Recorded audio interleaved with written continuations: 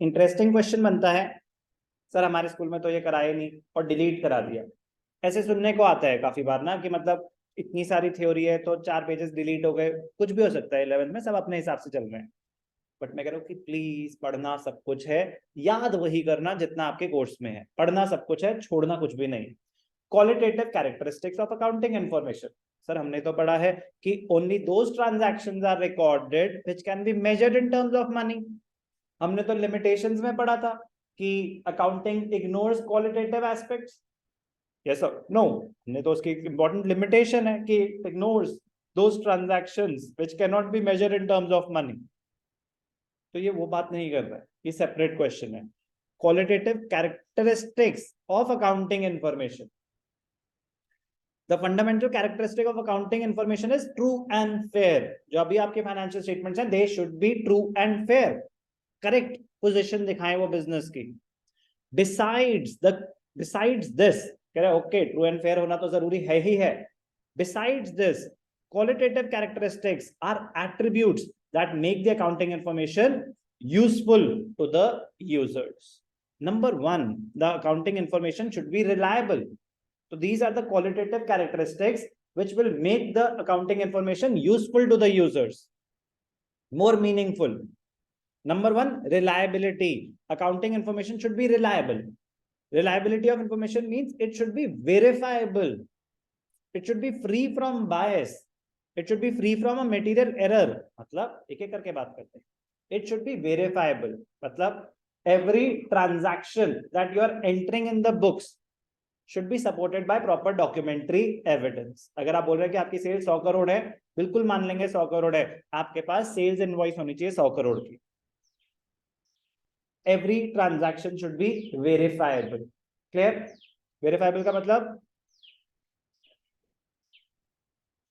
supported by documentary evidence। पहली चीज, it should be free from bias. Free from bias का मतलब होता है कि आप अपनी पर्सनल एडवांटेज के लिए स्टेटमेंट्स को मैनिपुलेट तो नहीं कर रहे। अगर कर रहे हो तो your statements are not reliable.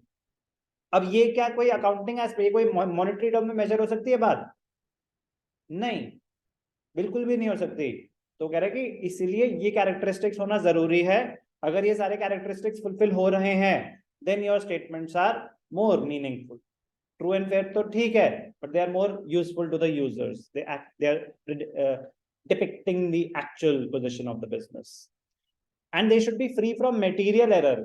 एक होता है एरर, छोटे मोटे तो हो जाते हैं। मटेरियल एरर, कोई सब्सटैंशियल गलती, कोई बड़ी गलती कर रखी है आपने अकाउंटिंग में, तो फिर आपकी स्टेटमेंट रिलायबल नहीं। तो पहला characteristic, the statement should be reliable. Relevance, कह रहा आप इतनी सारी इंफॉर्मेशन दे रहे हो, ये सब तो मेरे लिए इररेलेवेंट है। आपने सामान खरीदा 50 करोड़ का, हमने खरीदा पुरानी दिल्ली से जाके, अरे मैंने क्या करना, कहां से खरीदा, कितने का खरीदा ये बताओ, कितना प्रॉफिट हुआ ये बताओ। तो relevant, the accounting information should be relevant. Now what is relevant? Relevant is something which will fulfil the needs of the various users. आपको क्या इंफॉर्मेशन चाहिए, आपका काम पूरा हो रहा है, मतलब आपके लिए रेलेवेंट है।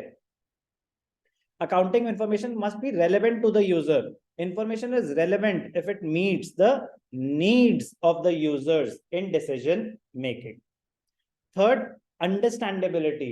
The statement should be prepared in such a manner that they are understandable. They are understandable.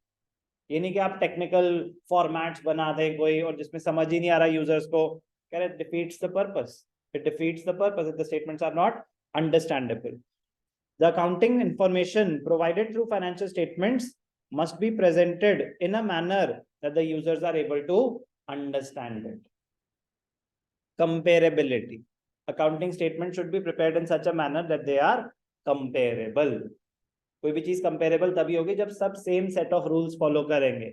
आपका स्कूल है बिरला विद्या निकेतन, आपका स्कूल है मानव रचना, आपका भी 50 मार्क्स का एग्जाम हुआ, आपका भी 50 मार्क्स का एग्जाम हुआ, आपका भी सिर्फ चैप्टर 1 अकाउंटिंग आया, आपका भी अकाउंटेंसी सिर्फ चैप्टर 1 आपका भी आया, ठीक है ना?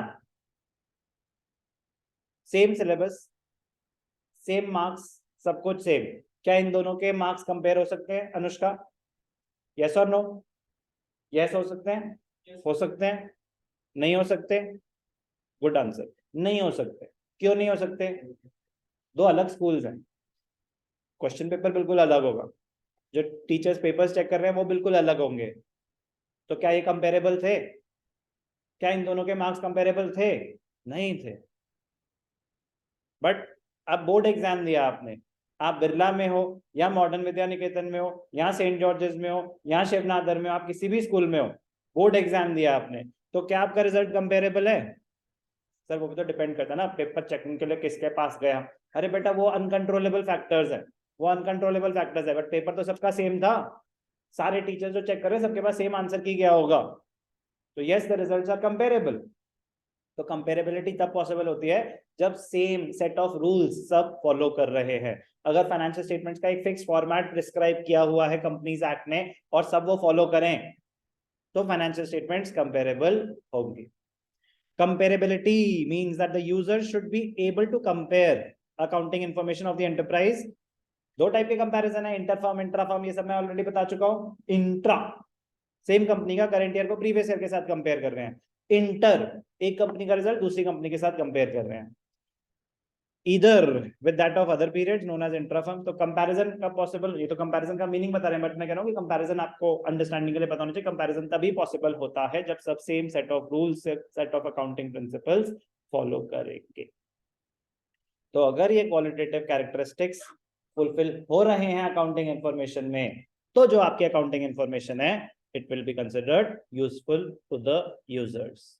रिलायबल नहीं है, फिर किसी काम की नहीं है।